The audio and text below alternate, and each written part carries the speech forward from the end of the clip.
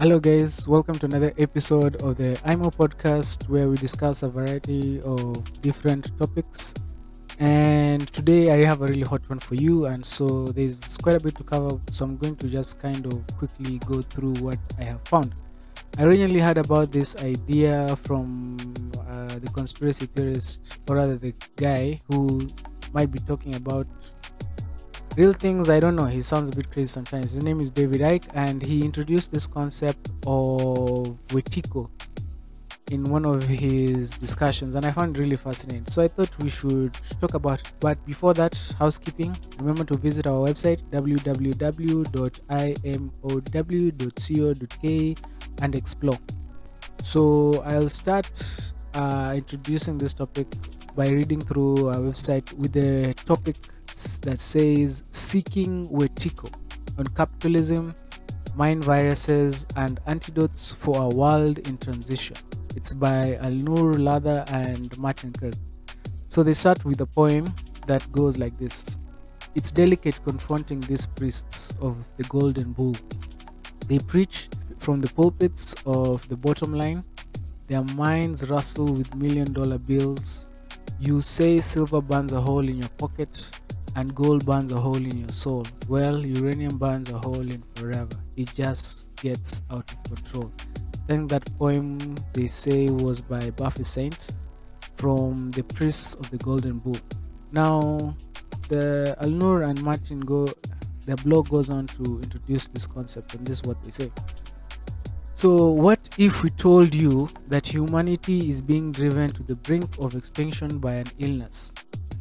That all the poverty, the climate devastation, the perpetual war, the consumption fetishism we all see around us have roots in a mass psychological infection? What if we went on to say that this infection is not just highly communicable, but also self replicating according to the laws of cultural evolution, and that it remains so clandestine in our psyches that most hosts will, as a condition of the infected state, vehemently deny that they are infected? What if we then told you that this mind virus can be described as a form of cannibalism? Not necessarily in the literal flesh eating sense, but rather the idea of consuming others, human and non human, as a means of securing personal wealth and supremacy. You may dismiss this line of thinking as New Age woohoo or, worse, a leftist conspiracy theory. But this approach of viewing the transmission of ideas as a key determinant of the emergent reality is increasingly validated by various branches of science, including evolutionary theory, quantum physics, cognitive linguistics, and epigenetics. The history of this infection is long, strange, and dark, but it leads to hope. So I really like the way they introduced this concept of Wetiko, and that's why we chose them to introduce. But to the body of this whole concept, I'm going to kind of use what Paul Levy, the author of Wetiko, Healing the Mind Virus That Plagues the World. I'm going to read what he says about that to kind of help you understand more about Wetiko. So, Wetiko in a nutshell. A contagious psychospiritual disease of the soul is currently being acted out en masse on the world stage via insidious collective psychosis of titanic proportions. This mind virus, which Native Americans have called Wetiko, covertly operates through the unconscious blind spots of the human psyche, rendering people oblivious to their own madness and compelling them to act against their own best interests. Wetiko is a psychosis in the true sense of the word, a sickness of the spirit.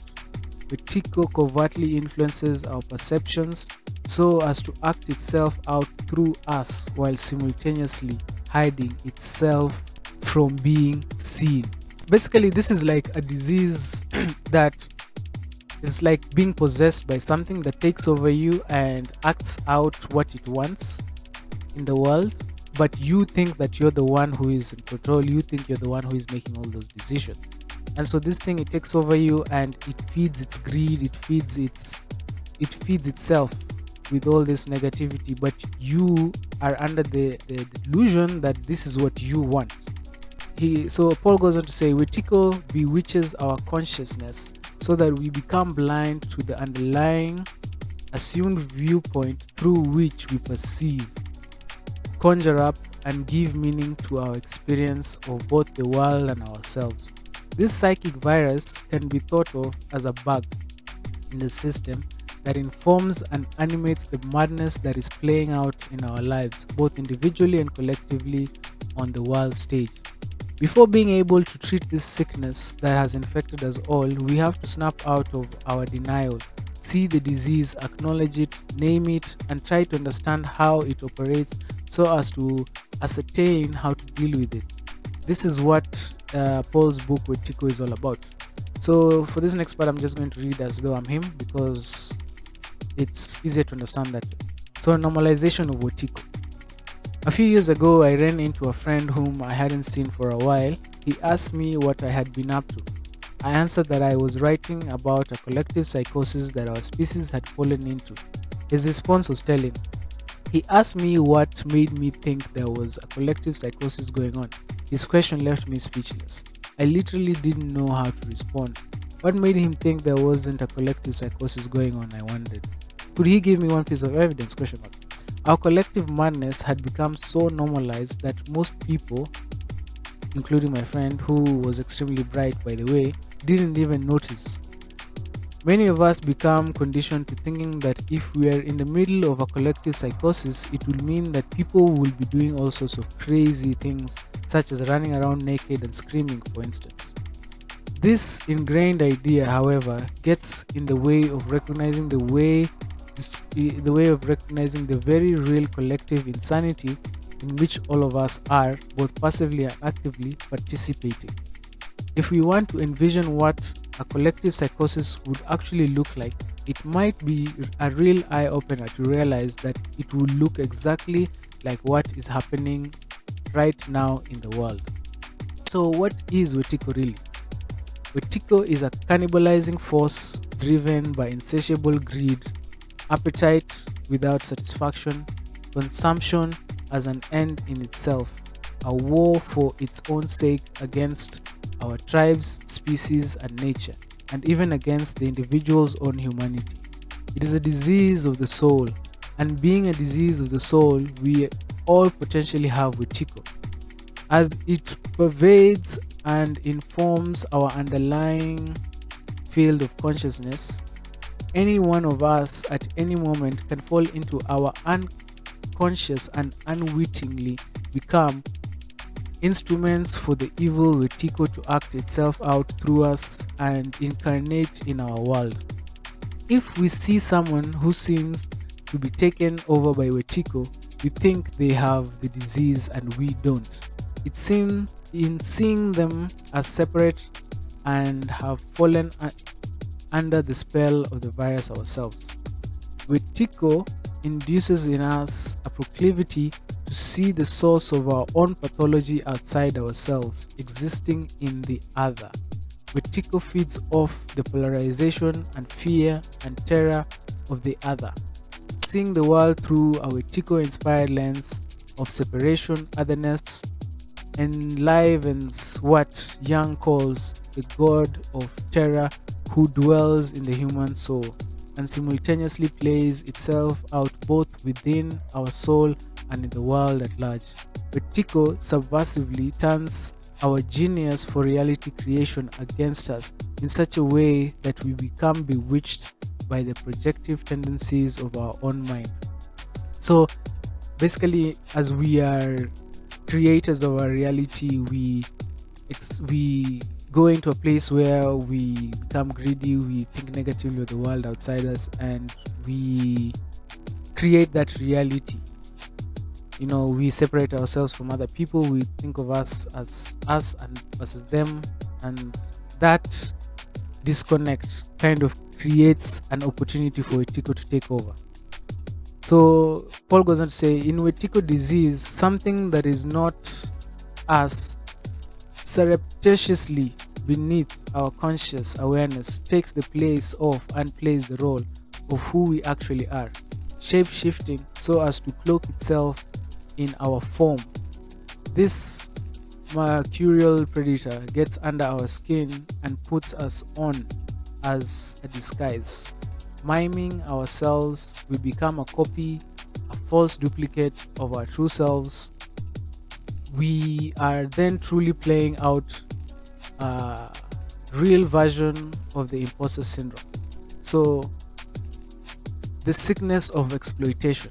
Wetiko is powerless to control our true nature, but it can control and manipulate this false identity that it sets up within us. When we fall under the sway of Wetiko's illusion, we simultaneously identify with who we are not, while dissociating and forgetting who we actually are, giving away our power, not to mention ourselves in the process. Disconnecting from our own intrinsic agency, we open ourselves to be used, manipulated, and exploited by outside forces. Indigenous author Jack Forbes, who wrote the classic book about Wetiko entitled Columbus and Other Cannibals, refers to Wetiko as the sickness of exploitation. Wetiko can be conceived of as being an evil cannibalistic vampiric spirit that inspires people under its sway to take and consume others' resources and life force energy solely for their own profit, without giving anything of value back from their own lives.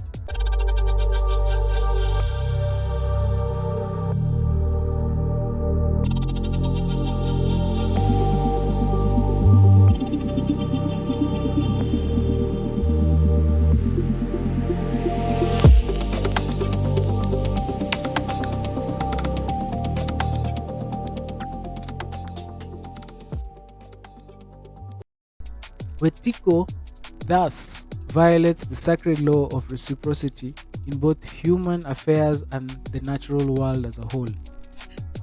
The main channel of Wetiko's transmission is relational. It exists through our relationships with ourselves, each other, and the world at large. Like a vampire that can't stand the light of day, Wetiko virus can't stand to be illumined. However, in seeing how it covertly operates through our own consciousness, we take away its seeming independence, autonomy, and power over us, while at the same time empowering ourselves. The way the vampiric Wetiko covertly operates within the human psyche is mirrored by the way it works in the outside world. Young never tired of warning us that the greatest danger threatening humanity today is the possibility that millions, even billions of us can fall into an unconscious together in a collective psychosis, reinforcing each other's madness in such a way that we become unwittingly complicit in creating our own destruction. When this occurs, humanity finds itself in a situation where we are confronted with and battered by the primal, primordial, and elemental force of our own psyche. So let's talk about the internal origins of Wetiko. The most depraved part about falling under the thrall of Wetiko is that, ultimately speaking, it involves the ascent of our own free will. No one other than ourselves ultimately responsible for our situation. There is no objective entity called Wetiko that exists outside of ourselves that can steal our soul. The dreamed up phenomenon of Wetiko tricks us into giving away ourselves. People under the sway of Wetiko are implicated in and willingly subscribe to their own enslavement. They do this to the point that when offered a way out of the comfort of their prison, they oftentimes react violently. They symbolically and sometimes literally try to kill the messenger who is showing them the path of freedom. Ultimately speaking, in Wetiko disease, we are not being infected by a physical, objective, existing virus outside of ourselves. Rather, the origin and genesis of the Wetiko psychosis is endogenous. Its roots are to be found within the human psyche. The fact that Wetiko is the expression of something inside us means that the cure for Wetiko likewise is within us. If we don't understand that our current world crisis has its roots within and is an expression of the human psyche, we are doomed to unconsciously repeat and continuously recreate endless suffering and destruction in increasingly amplified forms, as if we are having a recurring nightmare. In my language, the inner situation within ourselves is getting dreamed up into materialized form in, through, and as the world. In waking life, we are continually dreaming right beneath the threshold of consciousness, especially when we are under the influence of our unconscious complexes. In other words, we are under the influence of our active unconscious. We willingly recreate our very inner landscape via the medium of the outside world. What can be more dreamlike than that? What is happening in the world today is reflecting, and both literally and symbolically revealing to us something unknown within our own psyche. At the same time, in a non-linear causal feedback loop that happens both temporally outside of time and over time linearly, events in our world are informed and shaped by the very inner psychological process they are reflecting. The inner and outer simultaneously co-arising and reciprocally co-evoking each other. This is to say that it is happening within us, and what is arising in the world have a mysterious interconnection. The inner and the outer are ultimately non-separate and non-separable. Recognizing the correlation between the inner and the outer, between the micro and the macro, is the doorway into being able to see Wetiko and wake up to the dreamlike nature that Wetiko is simultaneously hiding and revealing depending on our point of view, level of awareness. Recognizing the connection between what is happening out in the world and what is taking place in our minds becomes the channel or secret doorway that leads beyond our merely personal psychological issues, empowering us to deal with the essential problem of our time. Now, dreaming Wetiko. The Wetiko psychosis is a dreamed up phenomenon, which is to say that we are all potentially participating and actively co-creating the Wetiko epidemic in each other at every moment. Like a collective dream, the Wetiko epidemic is the manifestation of something in our shared collective unconscious taking on material form. Wetiko is literally demanding that we pay attention to the fundamental role that the psyche, our source of our dreams, plays in creating our experience and ourselves and the world.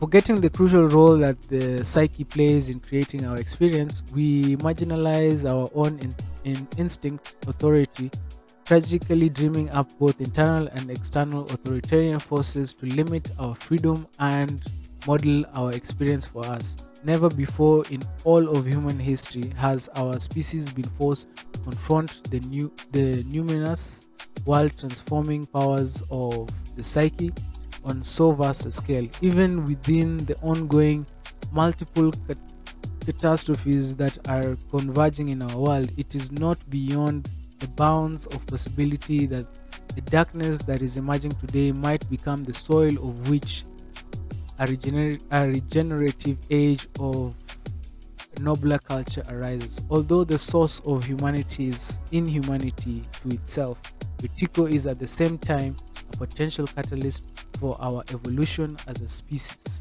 Recognizing the dreamed up nature of Wetiko epidemic can become the impetus for us to awaken the dreamlike nature of the universe. So, quick summary of what that's all about. Basically, we as human beings, we have a disease. It's a disease where we are taken over by this entity, which is Wetiko, and it starts to control our lives, right? And we tend to think that that is who we are. What this Wetiko wants is to exploit. It wants to take from others without giving back in return. And so that kind of virus takes root in our souls and in our minds, and it takes over us, and we think that that is who we are. But and so this affects everyone, and we all end up participating in the destruction of the world. And if you try to tell people that that's what's happening, they'll tell you that you are delusional, or they'll try to kill you as the messenger. But what we're saying is that this Wetiko is not all bad. It's trying to show us that there's something about us that we are not paying attention to and that we should. And so I thought I would share that with you guys. So we'll talk more about this in the next episode. But remember to subscribe and check you out, guys, later.